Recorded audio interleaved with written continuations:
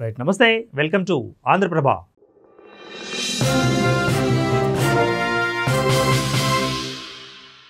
Jagan bail రద్దు petition విషయంలో CBI తన స్టాండ్ని మార్చుకుంటుందా? అలా మార్చుకుంటే జగన్ జైలుకు వెళ్ళక తప్పదా అంటే పరిశీలకులు అవుననే విశ్లేషిస్తున్నారు. వాస్తవానికి జగన్ బెయిల్ రద్దు చేయాలంటూ వైసీపీ మాజీ ఎంపీ, ప్రస్తుత ఉండి నియోజకవర్గ తెలుగుదేశం ఎమ్మెల్యే రఘురామకృష్ణరాజు దాఖలు చేసిన పిటిషన్పై సుప్రీంకోర్టులో ఆ రోజు విచారణ జరిగింది. రఘురామకృష్ణరాజు సుప్రీంలో 2 పిటిషన్లు దాఖలు చేశారు. ఒకటి జగన్ బెయిల్ రద్దు చేయాలన్నది కాగా, రెండవది జగన్ అక్రమాస్తుల కేసు విచారణను హైదరాబాద్ నుంచి మార్చాలని. ఈ కేసుల విచారణ నుంచి justice Sanjiv Kumar not before me అంటూ వైదొలిగారు. దీంతో కేసు విచారణ వాయిదా పడింది. ఈ కేసు మరో బెంచ్ ముందు డిసెంబర్ 2న విచారణకు రానుంది. అయితే ఆసక్తికరమైన పరిణామం ఏంటంటే, సిబిఐ తరపున ఈ కేసులో వాదనలు వినిపించాల్సిన solicitor general Tushar Mehta bail రద్దు పిటిషన్పై కౌంటర్ దాఖలు చేయడానికి కొంత సమయం అడిగారు.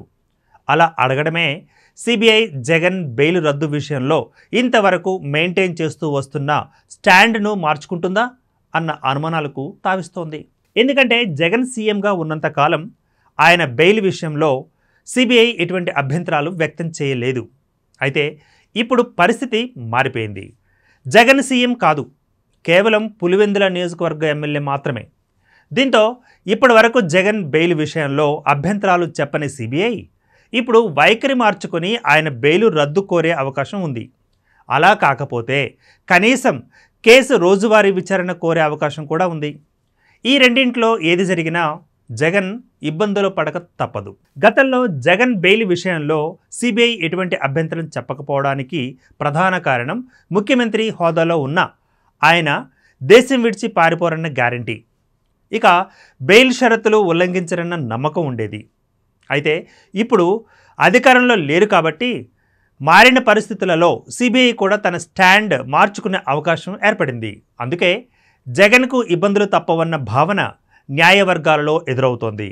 జగన్ బెయిల్ రద్దయినా, కేసుల విచారణను రోజువారీ చేపట్టాలని నిర్ణయించినా జగన్ జైలుకు వెళ్లే రోజులు దగ్గర పడినట్లేనని రాజకీయ పరిశీలకులు చెబుతున్నమాట. Keep watching Andhraprabha.